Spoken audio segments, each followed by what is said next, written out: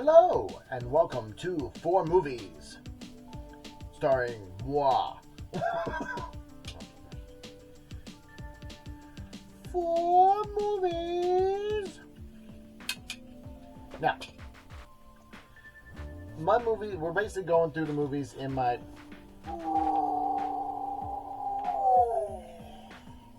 biggest CD booklet, biggest DVD booklet. Out of the 1, 2, 3, 4, 5, 6. Out of the 6. So we're going big first. We're going big first. And my movies are not organized by they're not organized by alphabet. You know, they're not alphabetically ordered or anything like that, but there's some kind of order to them. And what that order is, I'm going to leave up to a mystery until the end of the video. And hopefully by the end of the video, you can figure out what in the world is the glue that connects these four movies. On this episode, we're starting off strong with Boom! G.I. Joe, The Rise of Cobra, which is such an interesting premise in general. It's like the rise of the villains. What an interesting concept, and I wish they would have, played stronger to it. It's one of those things where it's like, this movie is built for a sequel, but the sequel was not built for this. You know, like, I don't know how to explain it better than, it's just like, the second movie is, like, interesting and well played and a fun watch. Don't get me wrong. But it doesn't have this movie in mind. You know, like Channing Tatum just kill up right at the bat. This seems like a production problem, hell. But at the same point, like, I was super excited when this was coming out. You know why I was super excited because it's coming out? Because I also... What in the world? Oh. I got a notification. Sometimes you get some really dumb notifications where it's like, we're notifying you that somebody posted something. Be like, I know, what? Anyways, I was excited when this movie was coming out because of the fact that I also have on DVD the original G.I. Joe movie, like the 80s cartoon G.I. Joe movie. And I thought they were making a live-action movie of that, but they weren't. But if they did, it would have been spectacular, because that movie was a trip in and of itself. Like, wow.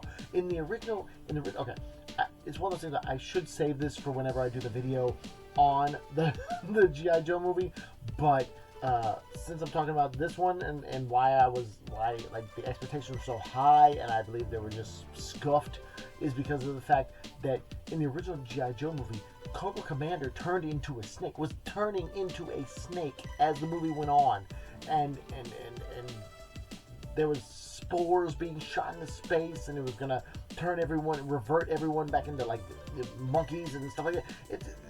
It was wild. Bridges Meredith in there, Don Johnson, great. Now this movie, of course, focus ADD. This movie was directed by Stephen Sommers, who also did Deep Rising, who also did The Mummy, and it was pretty cool because Brendan Fraser has a cameo in it because of the fact that after The Mummy, Brendan Fraser heard that Stephen Sommers, the director, was going to direct this movie. He was like, dude, just put me in it. Just put me whatever in the world you want. Like, my kids would love the fact that I'm in this movie. And so he has like a little cameo in there. It's just sweet. It's just great. And yeah, super awesome. He also, the director also directed Odd Thomas, but I'll get to that when I get to that video, which I don't know. Oh my gosh. And G.I. Joe, yeah. Also, Stephen Sommers has an actor that he always casts that's in all of his movies. He played Art, or he played Benny. Sorry, he played Benny in The Mummy, and then in G.I. Joe: Rise of Cobra, he played I don't know, the guy that taught Cobra Commander his stuff before he exploded or whatever. Well, yeah. Anyways, our next movie which I spent a lot of time on that movie. Bam, Brick.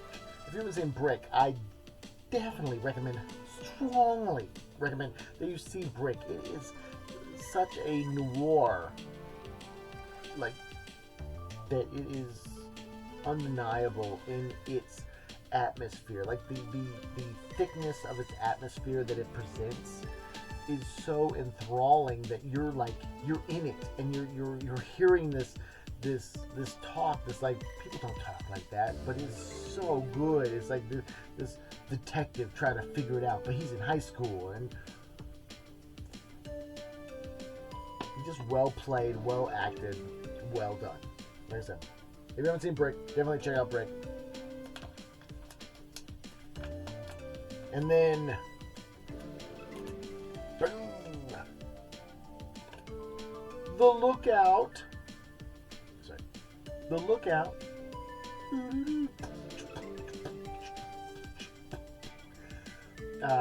This movie is super fun, and it is essentially the main character got into an accident and he has no short-term memory. Like, he can't make new memories type deal.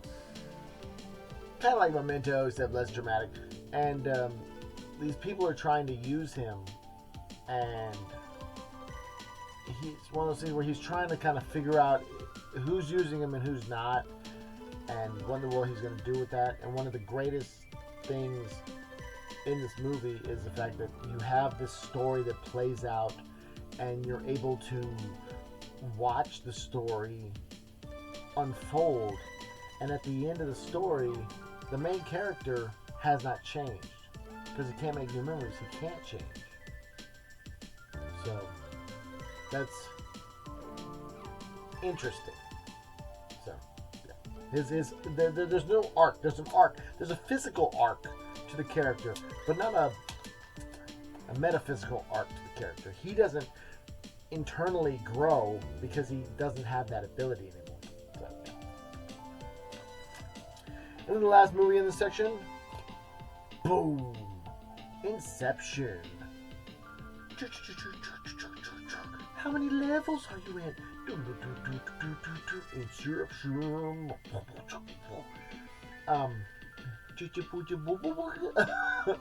This movie is phenomenal. Directed by Christopher Nolan. A fun watch. One of my favorite Christopher Nolan movies until Tenet came out. Honestly, it's like there's so many people that'll like just throw Tenet in the trash, but Tenet was phenomenal. As is this. Like, I'm not a big fan of Christopher Nolan history picks, and I'm not saying that Dunkirk or Oppenheimer are bad. I'm not saying that at all. Don't get me wrong. All Christopher Nolan movies are top tier films. Let me get more burpy. But his original stuff is the stuff that just takes a hold for me personally and holds on. Like, Inception is such an original concept, and it's told so well. It's like, it's almost to the level of like a Bond film that has nothing to do with Bond, you know, like, and then it supersedes that because it goes to another level where you have this kind of like epic battle going on, but at the same time, like, this surrealism. It's almost an allegory. It's almost like to an allegory level of just storytelling, which is, like I said, phenomenal. One of my favorite stories when I was in high school was Rime of the Ancient Mariner, which is an allegory. And I had a great teacher that basically, you know, instilled that in me, the storytelling stuff. Whereas it's like one of those things, I'm so glad that I took creative writing instead of English, whatever you take before you graduate, and number, whatever you take before you graduate. And